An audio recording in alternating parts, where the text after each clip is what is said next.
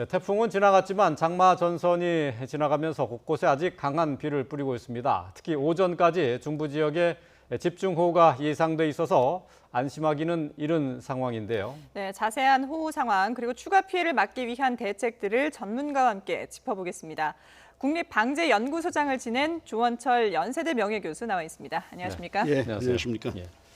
자, 태풍 장미는 큰 피해 없이 소멸이 됐습니다. 예, 근데 그렇죠. 태풍도 오고 또 장마 전선도 그대로 유지가 되고 이건 좀 이례적인 상황이라고요. 이례적인 건 아니고 예. 장마철이 끝날 때 보면 태풍이 오기 전도 그렇고 엎친 데 겹친다 그러잖아요. 아, 그런 그래서 상황은 그런 종종 상황이 있습니까? 많이 있었습니다. 아, 특히 그래요? 1990년 이후로 기후 변화가 계속 우리가 이제 실감을 하면서 예. 점점 그 횟수가 늘어나고 있거든요. 그런데 금년에는 지금 정상적 연평균적으로 보면 한 10호 정도가 발생이 돼야 되는데 네. 이제 5호, 6호가 지금 발생이 됐거든요. 그건 뭐냐면 앞으로 충분히 더 큰 태풍이 올 수 있다. 태풍이란 게 열대지방에 모여있던 에너지가 양극지방으로 흩어져가는 과정이기 때문에 그렇게 보면 앞으로 일어날 수 있는 그 태풍은 더 큰 세력을 갖고 우리에게도 접근할 수 있다. 우리가 염려를 해야 됩니다. 아, 그래요? 그러면 매년 일어나는 태풍의 수가 한 어느 일정 정도 수준을 유지한다는 얘기입니까? 그렇죠. 특히 우리나라에 오는 게 이제 평균적으로 2개 내지 3개 정도가 오는데 특히 이제 금년에는 이제 장마 전선이 오래된 것이 이제 기상학자들이 이야기하는 것이 북쪽에 우리 북측에 그 찬 기운이 소멸되지 않고 계속 강하게 남아 있기 때문에 그 찬 기운하고 태평양 쪽에서 올라오는 더운 기운하고 사이에 골이 생겼습니다. 예. 그래서 이번에는 중국하고 우리나라, 일본 이쪽으로 그걸 이제 하늘의 강이라고 이름을 붙이고 있는데 아시아의 하늘의 강이다. 원래 이 하늘의 강이란 건 아마존 강에서 이름 붙여진 건데 이번에는 우리 아시아 지역에도 이번에 비가 많이 왔잖아요. 중국도 오고 일본도 우리나라도 오고 계속해서 오는데 그래서 하늘의 강이라는 표현까지 나올 정도로 비가 지금 계속해서 많이 내리고 있습니다. 그러니까 이 하늘의 강이라는 것을 통해서 예. 비구름이나 이제 태풍, 장마전선 이런 것들이 움직인다는 얘기인가요? 아니요. 그 기단이 북쪽에 찬 기단하고 남쪽에 그 더운 기단이 딱 세력을 균형을 갖고 있으니까 그 사이에 골이 생기죠. 아, 골이 생긴다. 골이 생기니까 예. 그 사이로 구름이 지나가면서 비를 계속해서 내립니다. 아, 그렇군요. 예. 예. 저희가 조금 전에 이제 피해 상황, 이번 그 집중호우로 인한 피해 상황도 정리해서 보여드렸습니다만은 물론 이제 장마 전선과 태풍이 같이 오는 경우가 있을 수는 있지만 이번 같은 경우는 장마가 유난히 더 길었잖아요. 길죠. 그래서 그만큼 또 이제 피해도 컸는데요. 예. 특히 이번 같은 경우는 좀 침수 피해, 산사태 피해 이런 것들이 유독 더 그렇죠. 많이 예, 났거든요. 예. 특히 지금 보면은 지난달 그 부산 지하차도에서 예. 사망 사고도 있었고요. 안타까운 예. 사고였는데 이런 금류에 떠내려가거나 실종되는 사고들도 있고 그렇죠. 이런 상황들이 발생했을 때 어떻게 좀 대처를 해야 될지 많은 분들이 좀 막막할 발생했을 것 때 같아요. 대처보다는 예. 발생하기 전에 우리 청취자 여러분 또는 시민 여러분들 네. 제발 좀 겁을 내주세요. 어. 우리 한국 사람들은 겁이 없습니다. 아, 예. 왜냐하면 우리 생활 자체가 워낙 역동적으로 생활을 하고 있고 네. 세계 어느 민족보다도 그다음에 우리가 다양한 어려움, 재난을 많이 겪었거든요. 자연재난, 사회적 재난, 경제적 재난 온갖 경험을 다 하다 보니까 이런 데서 나도 살아남을 수 있다. 나는 살 수 있다. 나는 안전하다 하는 생각이 굉장히 팽배해 있어요. 예. 그렇기 때문에 그래서 안전을 무시하는 경우, 잊어버리는 경우가 너무나 많습니다. 이걸 우리가 의도적인 불감증이라고 그래요. 알 건 다 합니다. 지금 핸드폰을 켜면 온갖 안전 문자가 다 날아오잖아요. 네. 각 지역에서. 정보가 없어서 문제가 되는 게 아닙니다. 어떻게 하면 살아남는다는 걸 다 아는데 예를 들면 최근에 서울 도림천이 넘쳤지 않습니까? 예. 넘친 상황에서 물이 차 있는데 거기서 자전거를 타시는 분이 있어요. 물속에서. 그리고 마라톤 러닝을 하시는 분이 계시더라고. 또 조금 있으니까 어린아이가 물속에서 인라인 스케이트를 타요. 예. 물이 도로 위로 올라왔는데도 아니 이제 물이 한 30cm 정도 올라와 차 있는데도 예. 그건 굉장히 위험한 거거든요. 예. 제발 물가에는 가지 말기를 큰 물이든지 적은 물이든지 예. 그리고 이번에 산사태가 심했기 때문에 네. 산 밑에 가지 않고 좀 주의를 기울여 주셨으면 좋겠습니다. 예. 그러니까 자연재해에 대한 우리나라 사람들의 좀 두려움이 조금 다른 나라에 비하면은 좀 약한 거라고 보시는군요. 근본적으로는 더 강하죠. 예. 자연재난에 대해서. 그러나 그 강함이 오래도록 지속이 되다 보니까 의식적으로 나는 이런 재난 속에서도 살아남을 수 있다 아. 하는 자만심이 생기는 겁니다. 아, 예. 그래서 의도적인 불감증이다 저희들이 그렇게 심리적으로 이름하고 있습니다. 예. 근데 지금 이번 같은 경우는 비가 왔다가 또 그쳤다가 이걸 반복하고 있거든요. 뭐 계속 반복이 되고 예. 있죠. 근데 비가 반복이- 그쳤을 예, 때 예. 잠깐 그쳤을 때 괜찮겠지 하고 또 뭐 논밭을 그렇죠. 둘러보러 가신다거나 예, 예, 뭐 맞습니다. 산책을 가신다거나 이런 분들이 계시거든요. 아 위험합니다. 왜냐하면 이미 장기간 비가 왔기 때문에 산비탈도 물에 젖을 수 있는 만큼 다 젖었고 예. 예. 일반 들판 평지도 물을 먹을 수 있는 만큼 다 먹어 있거든요. 그렇기 때문에 언제 무너질지 모르고 어디에서 땅이 꺼질지 모릅니다. 그러니까 안전하다고 확실하게 판단되는 곳에만 우리가 보행을 해야지 네. 들판에 나간다 하는 것은 굉장히 위험합니다. 네. 그리고 이게 미끄러워요. 들판은. 예. 미끄럽기 때문에 한번 미끄러짐 사고가 나가지고 물속에 들어가면 이번같이 흙탕물이 세게 흘러내릴 때는 뭐 황우장사라도 못 견디죠. 예. 그 이번 주말에 섬진강에 뚝이 무너져 내리면서 큰 피해가 발생을 했습니다. 네. 이 섬진강에 이렇게 집중호우가 내리면서 제방이 무너진 것과 관련해서 뭐 여러 가지 얘기가 나오고 있는데 주요 원인을 어떻게 보세요? 섬진강은 본래 물이 적은 곳입니다. 비가 적어요. 예. 그래서 하천 사업을 안 하고 있죠. 예. 안 한다고 하는 건 뭐냐면 강바닥이 높아요. 예, 예. 퇴적이 많습니다. 예. 그리고 주변 산지로부터 내려와서 퇴적이 많고 그러다 보니까 물이 적으니까 제방이 얕아요. 높지가 않습니다. 예. 그런데 이번 같이 비가 많이 와버리면 물량이 많으니까 제방을 넘쳐버리죠. 우리가 이제 제방이 무너지는 방법이 크게 이제 세 가지가 있습니다. 그 중에 하나가 제방이 넘쳐가지고 제방 안쪽, 즉 농경지가 있고 사람이 사는 곳이 먼저 파이기 시작합니다. 그래서 제방이 무너지는 경우가 바로 이번 경우인데 네. 이것을 우리가 앞으로 대비해서라도 섬진강도 하천 사업을 해야 됩니다. 하천 사업을 한다고 하는 것이 가능한 범위 내에서 강바닥을 준설을 하고 양쪽 강 양쪽에 있는 제방을 높이면서 넓히고 그다음에 거기에 제방 도로를 만들어서 예. 더 튼튼하게 하는 하천 사업을 반드시 해야 됩니다. 이번에 이거 실증을 했거든요. 예. 근데 이걸 하자 그러면은 또 일부 환경 운동 하시는 분들이 강바닥 건드리면 큰일 나는 것처럼 이야기해요. 예, 예. 그런데 강바닥도 하천 저수생물도 2년 내지 3년 지나면 평준화되고 안정화됩니다. 그렇기 때문에 사람도 살아야 되거든요. 그렇기 때문에 하천 사업은 꼭 필요하다. 저는 그렇게 주장하고 싶습니다. 근데 일단 뭐 환경 운동가들이 이제 주장하는 바에 따르면 어쨌든 하천 준설하면은 하천의 생태계는 일정 정도 변할 수밖에 없는 것 아닙니까? 그렇죠. 변하죠. 예. 자, 그러면 우리가 서울시를 한번 이야기해 봅시다. 서울시가 자연 상태입니까? 아니죠. 아니죠. 엄청나게 많은 변화를 시켰거든요. 예. 그러면 환경운동 하시는 분들도 서울 시내에 살고 계실 거라고요. 그러면 내가 사는 집이 과연 자연 상태냐? 근본적인 질문을 제가 드리고 싶습니다. 예, 알겠습니다. 변화는 있을 수밖에 없어요. 예. 뭐 4대강 범람과 관련해서 이제 뭐 정치권에서도 여러 가지 얘기들이 나오고 있는데 그건 저희가 이제 뒤에 좀 다뤄보기로 네. 하고요. 일단 지금 태풍이 지나가고 나서 뭐 비가 좀 소강 상태에 접어든 곳도 있는데 이럴 때 좀 주변을 들어와 본다면 어떤 부분들을 좀 가장 먼저 태풍이라고 하는 점검을 것은 해야 재난 될까요? 요소가 세 가지가 있습니다. 예. 저기압이죠. 저기압이라고 하는 것은 강풍이 불면서 동시에 해수면이 올라오도록 기압이라고 하는 것이 공기가 누르는 공기 무게이기 때문에 이걸 적게 누르면은 해수면이 올라옵니다. 그래서 만조대가 이제 염려되어 있지 네. 않습니까? 그다음에 비구름이 몰려와서 이제 비가 많이 오는데 그럼 바람과 해수면은 뭐 올라오는 건 또 차지하고라도 바람과 비가 왔기 때문에 예. 시설물이 많이 지금 변화가 되어 있습니다. 물을 머금고 있고 그다음에 침수된 곳도 있잖아요. 네네. 그렇기 때문에 굉장히 연약해졌습니다. 그러니까 침수됐던 곳에 들어갈 때는 상당히 주의를 하면서 들어가야 됩니다. 예. 그래서 언제 어떤 물건이 떨어질지 모르기 때문에 안전모가 있다고 하면 안전모를 쓰고 가시는 게 좋고 네. 그다음에 집에 침수된 물을 한꺼번에 빼면은요 잘못하면 무너질 수가 있어요. 아, 그래요? 서서히 빼야 됩니다. 왜냐하면 예. 주변하고 이웃하고도 물 수위가 같게 빼야지 아. 자기 집만 먼저 빼버리면은 네.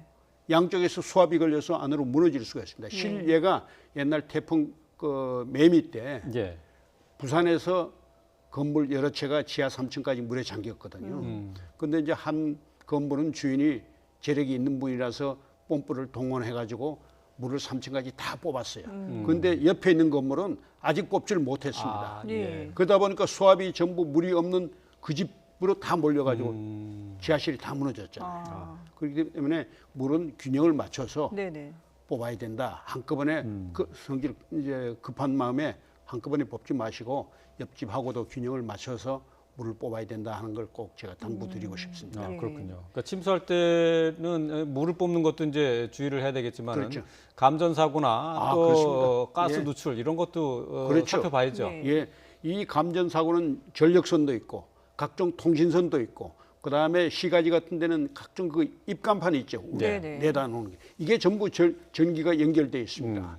그래서 이 물 속에 들어가서 감전하는 경우를 제가 실례를 들려면 뭐 여러 가지를 들을 수 네. 있습니다만 생략하겠습니다. 예, 예. 근데 뭐 지금 도로도 물을 많이 머금고 있다 보니까 곳곳에서 땅 꺼짐 현상도 그렇죠. 나타나거든요. 그리고 뭐 깊게 패이지 않는다 하더라도 도로 곳곳에 보면 이렇게 크고 작은 구멍들이 이렇게 나는 경우들이 왜냐하면은 있는데요. 이 땅꺼짐 현상은요, 작은 땅 속에 물이 흐르기 때문에 물은 흐를 때 절대 혼자 가지 않습니다. 그래서 우리 말 표현에 물귀신이라는 말이 있지 않습니까? 예. 이게 이제 과학적으로는 점성 때문에 그렇대. 영어로 이제 비스코시티라고 끈끈한 성질 때문에 그런데 예. 네. 물이 흘러가면서 가는 토립자들, 모래, 그다음에 흙입자들을 끌고 가버려요. 네. 그럼 안에 공간이 비어버리거든. 예. 비면은 위에서 힘이 가해지면 꺼져버리는 겁니다. 예. 그렇기 때문에 우리가 멀쩡하게 가다가도 꺼지는 수가 있거든요. 사람이 지나가면서 사람 무게 때문에 사람의 움직임 때문에 진동이 생겨서 꺼지는 경우가 있기 때문에 진짜 한 걸음 한 걸음 좀 조심스럽게 사후 자방을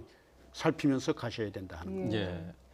이번에 장마가 좀 기록적으로 길게 이어지다 보니까 산사태 피해가 좀 많았습니다. 네, 지금 그렇죠. 오늘 이제 서울의 북부 일부 지역에는 산사태 주의보까지 내려졌는데요. 이 산사태에 대비하기 위해서는 어떤 요령을 알고 있어야 될까요? 기본적으로 저도 이제 산 밑에 사는 사람인데 서울의 우면산 산속에 사는데 예. 우면산 산사태 때 제가 맨 먼저 산사태를 당했습니다. 아, 직접 피해를 입으셨어요? 깊고 흙이 떠내려가는 데서 28m를 떠내려가서 살아나서 그다음에 피부 치료를 하는데 11개월 걸려서 그래요? 치료를 완성했던 사람인데요. 아, 예. 첫째 산사태는 그 경사면에 표면에 물이 흘러나옵니다. 예.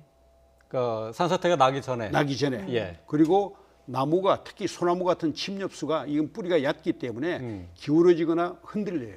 아, 이럴 예. 때 있으면 빨리 피하는 거 대피 넓은 지역으로 피하는 것이 좋고 네. 그다음에 만약 야간이라고 하면은 땅 울림 현상, 산의 울림 네. 현상이 쿵쿵하고 멀리서 들리는 것처럼 들릴 수가 있습니다. 저도 예. 실제 들어봤습니다. 멀리서 들린다고요? 예, 멀리서 울리는 것처럼 울리는 해가지고, 것처럼. 예, 쿵쿵 큰 울림이다 보니까 예. 멀리서 들리는 것처럼 들려요. 그래서 이런 현상이 있을 때는 얼른 대피하는 것이 가장 좋습니다. 예. 근데 사실 이런 전조 현상들이 뭐 근처에 있거나 이러지 않고 뭐 실내에 있거나 집안에 있거나 이러면 이걸 빨리 파악하기가 쉽지 않거든요. 그래서 일단은 비가 많이 왔으니까. 예, 저도 예. 지금 산 밑에 산다고 예. 말씀드렸는데 그래서 우리 가족들도 수시로 진짜 창문을 열어놓고 수시로 보고 있습니다. 아, 그래요? 길에 전봇대가 서 있거든요. 네. 전봇대는 그래도 비교적 반짝에 서 있으니까 그 전봇대 뒤에 나무 표준을 딱 우리가 저 나무를 지켜보자라고 아. 가족 간에 약속을 해서 예. 저게 기울어지는지 아니면 바람이 안 부는데도 흔들린다. 네. 이건 빨리 흔들리는 게 아니고 서서히 천천히 움직입니다. 산사태가 날 때는. 전봇대가 흔들린다고요? 아, 전봇대가 아니고 뒤에 있는 전봇대 나무. 뒤에 예. 있는 나무. 예, 예. 그래서 전봇대하고 비교해 보면 흔들림을 확실하게 볼 수가 있습니다. 예. 아, 그렇군요. 자, 제일 중요한 건 지표면에 물이 나오는 거. 아. 예. 지표면에. 예. 근데 그게 이제 비가 내릴 때는 분간하기가 쉽지 않으니까 쉽지 좀 위험 않죠. 지역에 사시는 분들 일단 비가 많이 올 때는 좀 대비를 항상- 하시는 것이 그렇죠. 좋겠네요. 당연히. 예. 예. 자, 이 뭐 어쨌든 산사태의 전조 증상을 아는 것도 중요하지만은 그 이전에 근본적으로 좀 대책을 좀 세워야 되지 않을까요? 아, 근본적인 대책이 꼭 필요하죠. 예. 우리나라는 전부 산악국가지 않습니까? 네. 산악국가이기 때문에 어디든지 산사태가 날 수 있는 개연성이 있습니다. 특히 이번처럼 장기간에 비가 오면은 산에 있는 흙이 우리가 이걸 표토라고 그래요. 표면의 네. 흙이 우리나라는 평균 두께가 한 1m 20 정도밖에 안 됩니다. 예. 그러면 장기간에 비가 오면 흙이 전부 물을 먹어가지고 더 이상 물을 먹을 수 없는 상태, 즉 포화 상태까지 되어버려요. 거기에다가 강한 비가 내려버리면 미끄러지는 거거든요. 예. 우리나라 전국의 이제 지형이 다 그런데 특히 이번에 이제 펜션 사고도 많이 있었는데 예, 그렇죠. 펜션이란 게 주변 경관이 우선 있어야 되거든요. 그렇죠. 예. 있기 위해서 산 밑에 많이 들어가잖아요. 네네. 집을 지키기 위해서는 산자락을 건드린다고 땅을 정비한다든지 그래서 흙이 약해져요. 그리고 바로 밑에 있기 때문에 이제 당한 경우도 많이 있고 예. 그다음에 산 밑에 약간 경사진 곳에 과수원도 많이 있고 농경지도 있고 특히 이번에 문제되는 것이 이제 태양열 단지 네. 만드는 것이 문제가 되지 않습니까? 예. 오케이, 다 좋습니다. 에너지를 위해서 다 필요한데 단지를 만들었으면은 만들 때 제대로 만들고 유지 관리를 해야 됩니다. 우리 이제 우리나라에서 가장 부족한 것이 유지 관리 개념이 없어요. 우리 사람도 건강하게 살기 위해서 태어나서부터 지금까지 전부 먹고 바르고 뭐 별일 다 하시거든요. 건강하게 살기 위해서. 네. 그래도 병이 생깁니다. 그때는 질병 관리를 하거든요. 예방 관리를 반드시 해줘야 됩니다. 모든 시설이 시간이 지남에 따라서 노화되고 거기에 조금 가중이 되면 노후화가 돼버립니다. 예. 그러면 이번에 태양열 그 단지 같은 데는 땅을 건드려 놨기 때문에 땅이 약해졌습니다. 그러면 기둥을 세울 때 약해진 부분을 지나서 본래 있던 단단한 지점까지 기둥을 더 세워야 되거든요. 네. 예. 그런데 현장에 가보니까 그렇지가 않더라 하는 것이 사고 난 곳은 저희들이 본 곳은 예. 그렇지가 않았습니다. 그다음에 또 하나는 단지 위에 산에서 내려오는 물을 단지 위에서 물을 바깥으로 뺄 수 있도록 그 수로 시설을 만들어주고 그게 유지 관리가 잘 돼야 되거든요. 왜냐하면 산에서 각종 토사도 내려오고 나무 덤불이 내려와서 그걸 메꿔 버립니다. 예. 메꾸다 보면은 물이 모이게 돼요. 네. 모이게 되면 터집니다. 터지면은 단지 안쪽으로 들어와서 이번 같이 그런 사태가 발생할 수 있죠. 그렇기 때문에 시설 자체도 규정에 따라서 안전하게 해야 되지만 유지 관리를 하는 것이 더 못지않게 중요하다.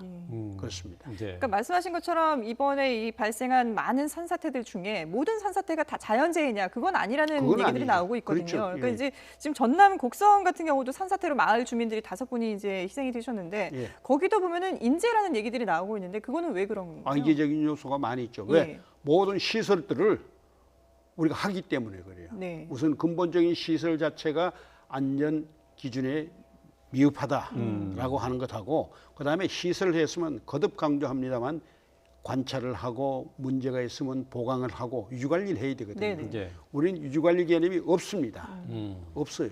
예를 들면 전번에 우리 저 부산에서 지하차도에서 3분이 돌아가시는 참사를 우리가 겪었지 않습니까? 네네. 누가 담당자인지 유지관리 담당자인지 몰랐잖아요. 감사를 해가지고 보니까 어느 분이 어느 부서가 담당자예요. 그때까지는 서로 우리 부서가 아니다라고 했거든요. 심지어 공직사회마저도 그래요. 그러니까 자기가 담당할 부서가 어딘지를 모르는 공직사회. 이거는 그래서 이런 현상을 우리가 관제라고 그래요. 예. 관리상에서 일어난 재난이다. 그렇게 이야기를 하고 있는데 장한 좀 자기 역할 제대로 해주는 사회. 그게 됐으면 좋겠어요. 네. 예. 그러니까 뭐 태양광 발전 시설이 됐든 뭐 지하차도가 됐든 뭐든지 간에. 예, 뭐 만들 당시에는 뭐 모든 안전 조치를 다 했겠죠. 근데 그 이후에 상황이 바뀌고 또 주변 여건이 달라지면은 이 관리 유지 관리는 따로 또 해야 되는 이 몫이다 이건 거죠. 따로가 아니라 같이 해야 됩니다. 예. 모든 시설은 시간이 지나면 노화가 돼요. 네네. 우리 사람이 노화되듯이 시설도 전부 노화가 됩니다. 거기에 뭐가 잘못이 더해지면 노후화가 돼버려요. 예. 그러면 열화가 돼가지고 약해집니다. 약해지면 우리 이제 요즘 말하는 기후 변화는 점점 강도는 세지고 네. 거기에 대응하지 못하니까 문제가 발생하는 겁니다. 예. 예.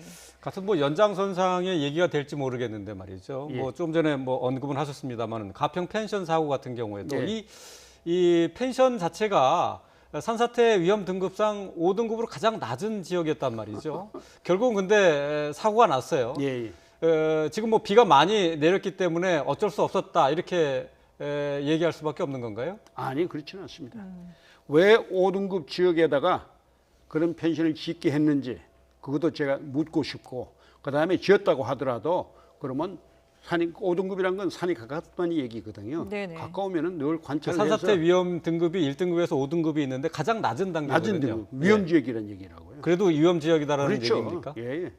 그 항상 어디든지 위험 요소는 있거든요. 예. 있으면은 관리 책임자가 지켜보면서 좀 와 계신 분들에게 경각심도 이럴 때 우리 저 호텔이나 어디 가보면 전부 비상시에 화재 시에 어떻게 하라는 그 조처들이 붙어 있지 않습니까? 네. 붙어 있으면 그걸 실질적으로 투숙객들이 와서 보고 비상시에 활용할 수 있도록 그런 교육을 부도라도 시켜야 됩니다. 예. 네. 자, 뭐 앞서도 이제 잠깐 언급을 하셨습니다만 섬진강의 이번 피해와 관련해서 정치권에서는 4대강을 두고 논란이 벌어지고 있거든요. 과연 이게 어느 쪽이 맞는 건지 교수님은 어떻게 판단을 하세요?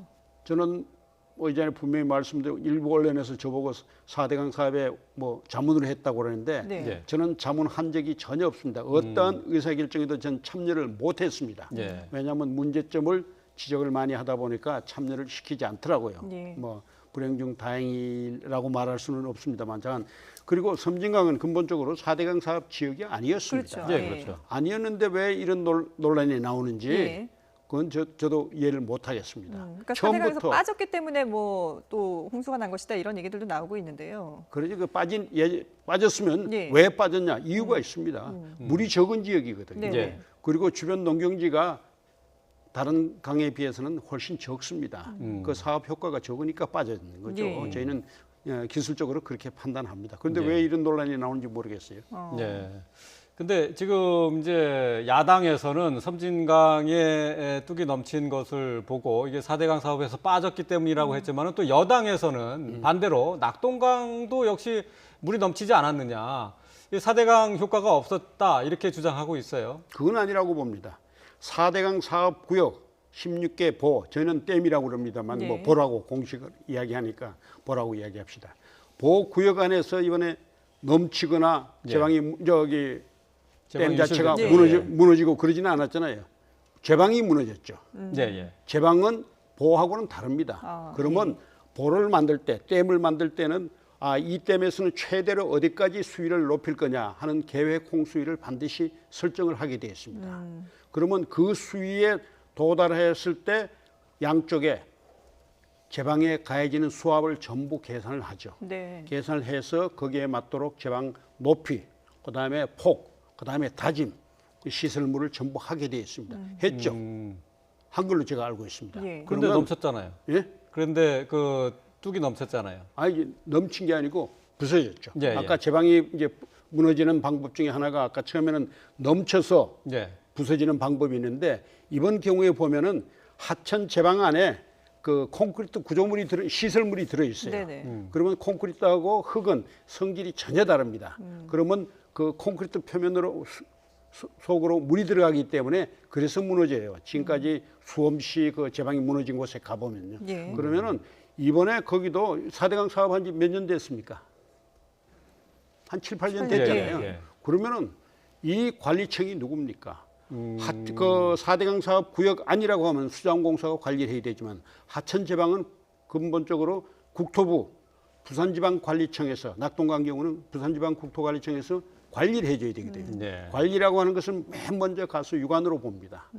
육안으로 봐서 제방이 약하다, 좁다, 뭐 이렇게 뭐 좀 일부 무너지고 있으면 가서 보강을 해야죠. 아, 근데 예. 지난 한 4, 5년간 그런 걸 한 적이 있는지를 한번 물어보세요. 그 그러니까, 말씀은 그러니까 예. 관리가 잘못됐던 관리 거지 잘못이지. 4대강 그 사업 자체가 문제였던 건 아니다라고 아니, 보시는 저는 거예요? 아니라고 분명히 이야기합니다. 예. 네. 뭐 어쨌든 뭐 이 부분에 대해서는 좀 논란이 계속 될 것 같아요. 글쎄 이제 뭐 정치적으로 예. 그리고 이제 뭐 이념적으로 논란을 하고 있는데 우리나라 하천이 3,896개가 지금 등록된 이름이 있는데 그 특성을 저희는 일일이 우리 은사님도 그렇고 저도 그렇고 저희 제자들 후배들이 다 계속해서 그런 걸 지켜보면서 이제 분석을 하는데 우리나라 하천은 유럽 하천하고 다릅니다. 그리고 우리나라 하천이 다 특성이 달라요. 그럼 거기에 맞게 시설을 해야 됩니다. 시설한다고 그러면 환경 파괴라고 그러는데 그건 아닙니다. 변형을 시켜가지고 사람이 필요한 모든 시설도 안전하게 유지관리할 수 있도록 해줘야 네네. 되고 홍수도 막아야 되고 이번에 홍수 막음 효과는 분명히 있거든요. 예. 16개에서 안 막아줬으면은 예를 들어서 낙동강에 같으면 부산 경남에 물이 다 모였으면 어떻게 되겠습니까? 그건 분명히 있고 그다음에 평상시에는 물 공급을 해야 되거든요. 기후변화로 인해서 앞으로 물 모자라면 물 개발하는 데는 최소한도 10년이 걸립니다. 예. 네. 그건 누가 책임지겠어요? 그때는 반대하시던 분 아무도 책임지는 사람이 안 나타납니다. 어쨌든 뭐 물난리 중입니다만은 이 4대강 효과를 놓고 지금 논란이 계속되고 있는데 말이죠. 쓸데없는 논란인 것 예, 같아요. 어쨌든 뭐 홍수 예방 효과 이것만 가지고도 지금 여야가 치열하게 싸우고 있는 중이어서 뭐 여기서 확정적인 결론을 내기는 좀 그러나 힘든 한마디만 상황입니다. 제가 예. 말씀드릴게요. 감사원 마지막 감사한 것이 홍수 예방 효과는 없다고 했지 않습니까? 2018년에. 2018년에 있었죠. 그거는 있을 수 없는 결론입니다. 있을 수 없는 결론이고 누가 어떻게 계산했는지는 그저 짐작만 할 뿐이지 예. 그건 계산도 안 하고 그냥 다른 생각으로 판단한 거지. 그건 말이 안 되는 얘기입니다. 예, 예. 알겠습니다. 뭐 조금 글쎄 이제 논란이 될 수 있는 얘기라서 일단 조원철 교수님의 이제 개인 견해. 의견이라고 예, 일단 그렇죠. 하겠습니다. 예, 맞습니다. 알겠습니다. 이제 2018년에 있었던 감사원 감사에서는 홍수 예방 효과가 제로라고 했었거든요. 어쨌든 그 부분에 대해서는 앞으로 좀 더 연구를 좀 해봐야 될 것 같고 문재인 예. 대통령도 그렇죠. 4대강 효과를 이번에 아니, 검증해봐라 이렇게 얘기를 했거든요. 대통령께서 아주 진짜 적절한 예, 지시를 하신 것 같아요. 네. 예, 알겠습니다. 예. 네, 지금까지 국립방재연구소장을 지낸 조원철 연세대 명예교수와 함께했습니다. 고맙습니다. 예, 감사합니다.